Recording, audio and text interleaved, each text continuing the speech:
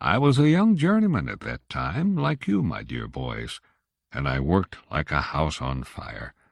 Master Kalina, may the Lord shine on his worthy soul, frequently said I would be first in attaining mastership following him, and he spoke of me as the pride of our profession. I don't want to brag, but I had strong legs and could dig my elbows into a chimney like no one else. In the 3rd year of my service, I received the assistance of 2 apprentices, and became an instructor to my younger comrades. In all, there were 7 of us. We got along splendidly with one another.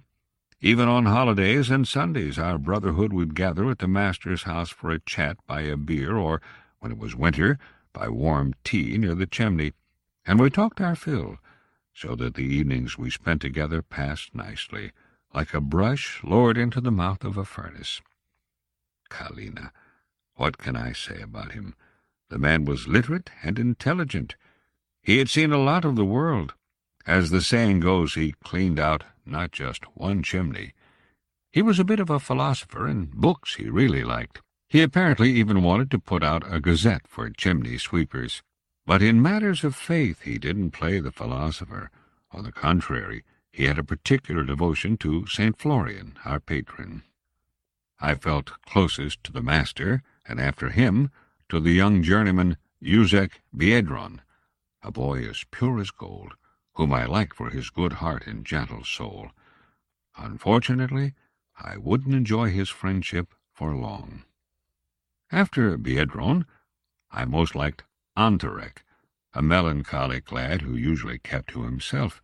He was a born worker, however, conscientious and strangely relentless in his job. Kalina valued him a lot and tried to get him to socialize with people, though without success. Nevertheless, Antarek gladly spent his evenings at the master's house, listening with interest from his dark corner to the master's stories, which he completely believed. And no one could tell a story like our old man. He drew them out as if from a bag, one more interesting than the other. When he finished one, he would start a new one, then throw in a 3rd one, and so on. And in each story one could detect some deeper thought hidden behind all those words. But one was still young and foolish then, and took from these stories only what amused one for a laugh. Only Antarek looked at the master's tales in a different light, and managed to get to their core. The rest of us, however, called Kalina's stories balderdash. They were engrossing, sometimes horrible, until one's flesh crept and one's hair stood on end. But despite it all, only tales and balderdash. Yet life soon taught us a little differently. One day in the middle of summer, a comrade of ours was absent at our evening get-together. Antarek was not present at his usual dark corner beyond the cupboard. He must have gotten sidetracked with some girls, joked Biedron, though he knew that his friend was ill at ease with women and avoided their company. "Stop talking nonsense," Kalina said. "He's probably very depressed and is sitting at home like a bear in the backwoods." The evening passed sadly and slowly, as it was without the presence of our most fervent listener. There was no joking around the following morning, for Antarek did not show up for work at 10 o'clock. The master thought he was sick and went to his home. He found only his mother there, an old woman much distressed by her son's absence. She reported that her son had left for the city at dawn of the previous day and had not yet returned. Kalina decided to undertake the search himself. "Antarek is a gloomy fellow. God knows what he's done. Maybe he's hiding out somewhere." But he searched in vain. Finally, remembering that Antarek had to clean out a chimney in an old brewery beyond the city, he directed his investigation there. At the brewery he was told that indeed yesterday morning a journeyman had reported to them to clean the chimney. "At what time did he finish the job?" asked Kalina of some old man, grey like a pigeon, whom he met at the threshold of one of the brewery's annexes. "I don't know, master. He left so imperceptibly that we even didn't know when. He must have been in a great hurry, because he didn't even look into us for payment." Muttered Kalina, lost in thought. "A strange bird, that fellow. But did he clean out the chimney well? How is it working now? Is it drawing properly?" "Not too well. This morning my daughter-in-law complained once again that it's smoking terribly. If it doesn't get better by tomorrow, we'll ask for another cleaning."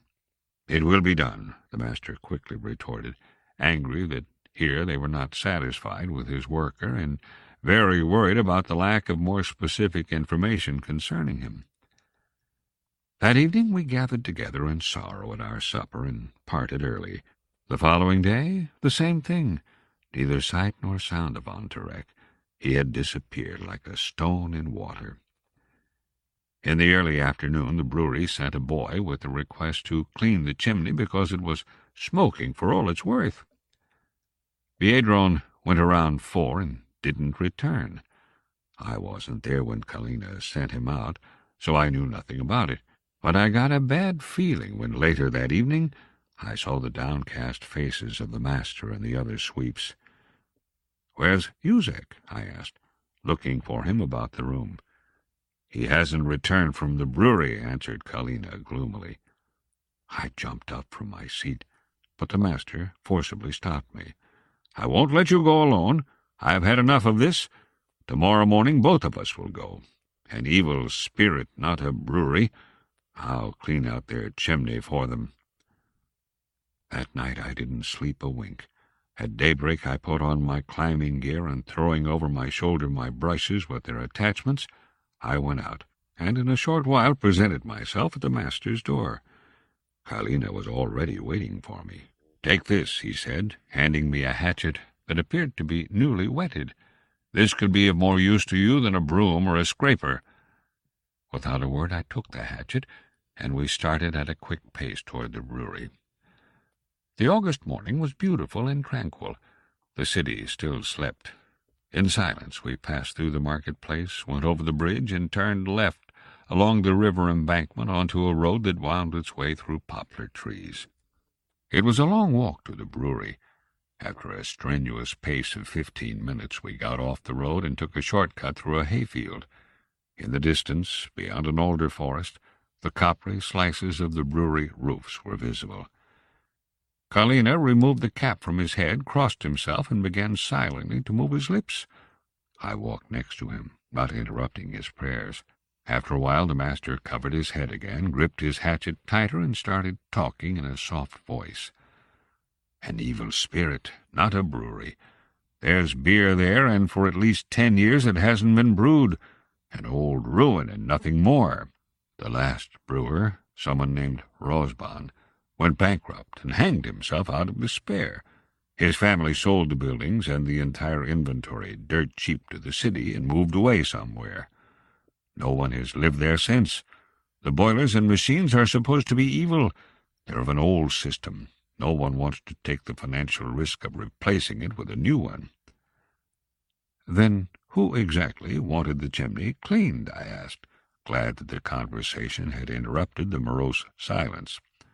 "Some gardener who, a month ago, for practically nothing, moved into the empty brewery with his wife and his father. They have many rooms and enough space for several families. For sure they moved into the center rooms, which are in the best state, and they are living there for very little money. Now their chimneys are smoking because they are old and heavily packed with soot. They haven't been cleaned for ages." He added with a thoughtful pause, "I don't like these old chimneys." "Why? Because there's more work with them?" "Don't be silly, my dear boy. I'm afraid of them, do you understand?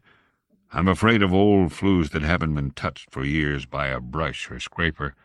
It's better to demolish such chimney and put up a new one than to have someone clean it." I glanced at Kalina's face at that moment. It was strangely altered by fear and aversion. "What's the matter, master?" And he, as if he hadn't heard, continued on, staring somewhere ahead. "Soot is dangerous, particularly when it accumulates in narrow, dark spaces unreachable by the rays of the sun. And not just because it can easily catch fire. No, not just because of that. Consider this. We chimney sweeps battle our entire lives with soot. We prevent its excessive accumulation, and so prevent an explosion. But soot is treacherous, my boy. Soot lays dormant inside dark smoke chambers and stuffy furnaces, and it lies in wait for an opportunity. Something vindictive resides in soot, something evil lurks there. You never know what will emerge from it, or when. He became silent and glanced at me. Even though I didn't understand what he had said, his words, uttered with such strong conviction, had their effect on me. But he smiled his good, kind-hearted smile, and added soothingly, "Maybe I'm wrong. Maybe something completely different has happened here. Cheer up. We'll find out everything in a moment. We've arrived at our destination." Indeed, we had reached the brewery. Through the open entrance gate I followed the master to the wide courtyard, from which a multitude of doors led to the various buildings of the brewery. At the threshold of one door sat the gardener's wife, a child at her breast, while beyond her, leaning against the door-sill, stood her husband. Seeing us, the man became confused, and with visible uneasiness came out to greet us. "You've come to see us about the chimney?" "Of course, the master answered coldly, "but not because of the chimney, but because of the 2 people I sent to clean it." The gardener's uneasiness increased. His eyes shifted continually. "My men haven't yet returned from this brewery," cried out Kalina passionately, glaring at him. "What happened to them? You're responsible for them." "But, sir," the gardener mumbled, "I really don't know what happened to them. We thought that the first one had already turned up, and as for the second one, I just don't know. Yesterday afternoon, in my presence, he entered the chimney through the door in the kitchen wall. For some time I clearly heard him scraping the soot away. I would have remained to the end of the operation if I hadn't been called out to the courtyard. Afterward I left my home for a couple of hours, and when I returned, nothing was said about the chimney or your man. I thought that he had done his job and returned to the city, so we closed the ventilation door for the night. Only now, when I saw the both of you entering our courtyard, did I become troubled. It suddenly occurred to me that something terrible has been happening here for the last 2 days. I see that I am right. But what is going on, Master Kalina? What can be done?" He spread out his hands in a sign of innocence. "I'm not to blame." "At least you shouldn't have closed the door to the chimney, fool," Kalina cried out angrily. "After me, Peter," he shouted, pulling me by the arm. "We don't have a second to lose." And to the gardener, "Take us to the chimney." The terrified gardener led us inside. We soon found ourselves in the kitchen. "Here, in the corner," said the gardener, pointing to the rectangular chimney door. Kalina took a step toward it, but, anticipating him, I moved quickly and opened the small door. A smell of smoke blew over us, and a little soot fell to the floor. Before the master could interfere, I was already kneeling at the inlet, my arms stretched upward in preparation for a climb. "Are you crazy?"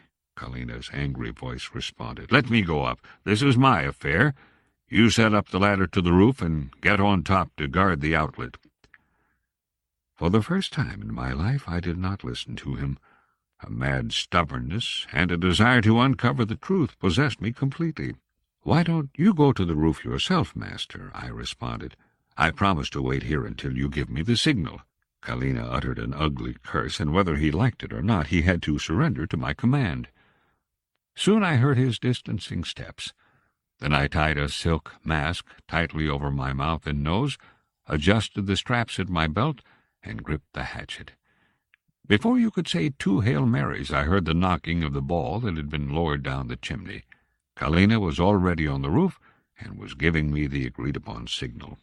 I crawled on all 4s into the throat of the chimney and, groping about, found the ball. I pulled on it 3 times in a sign that I had received the signal and was commencing my journey.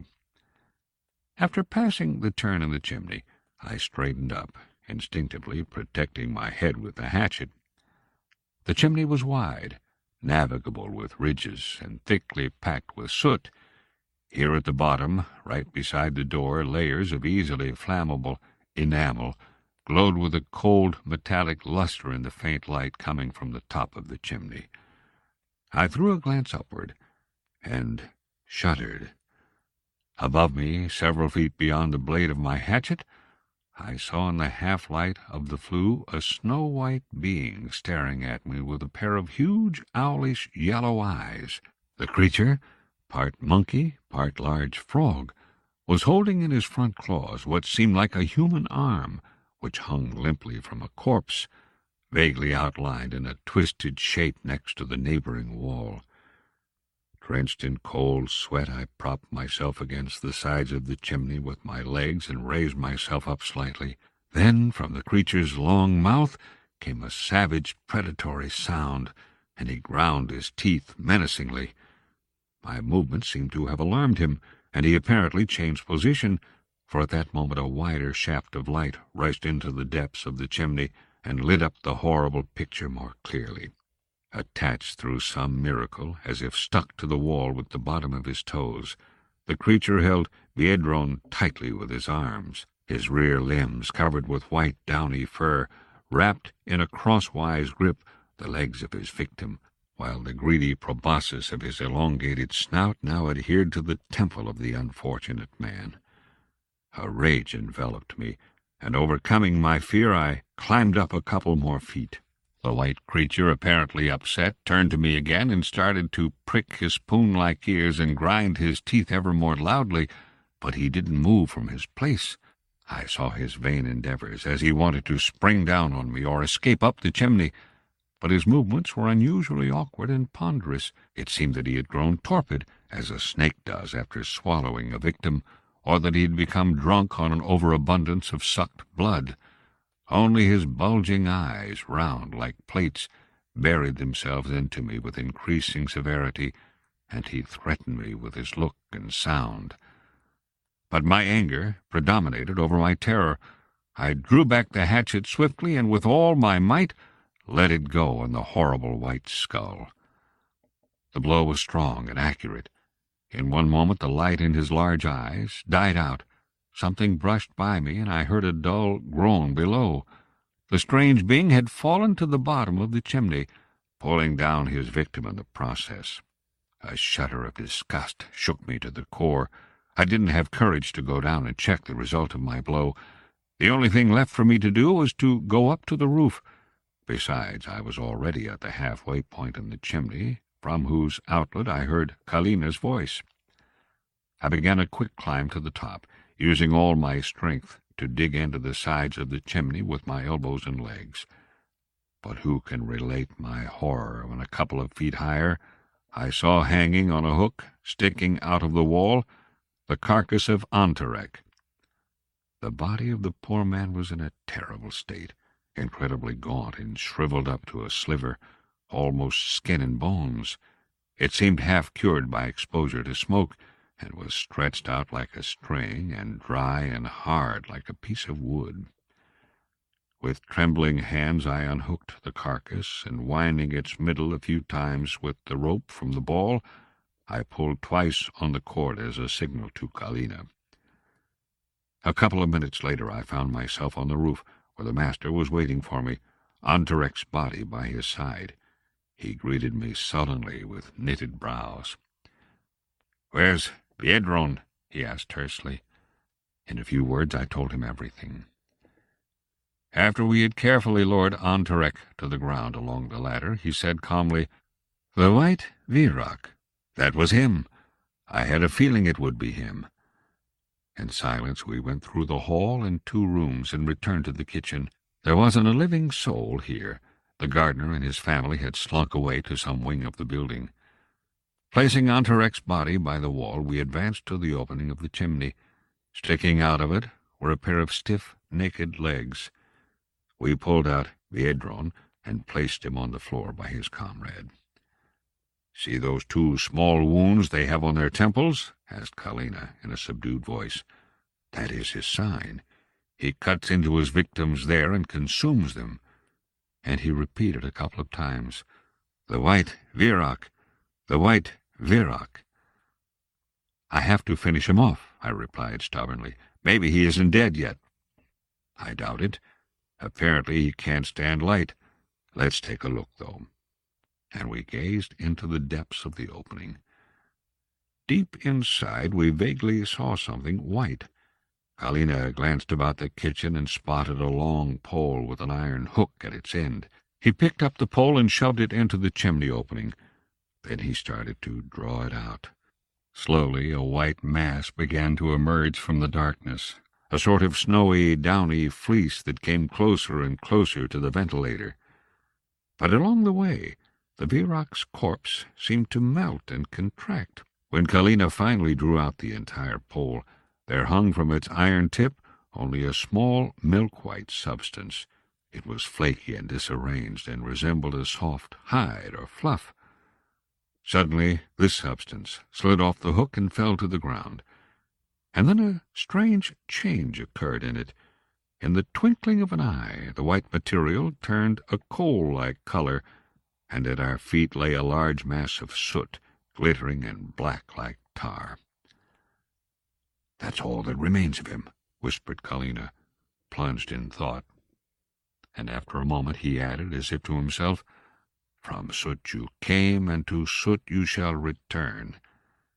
And placing our unfortunate comrades on a stretcher, we carried off their bodies to the city. Shortly afterward, the master and I got a peculiar outbreak on our skins. Over our entire bodies appeared large white pimples, resembling pearly grits.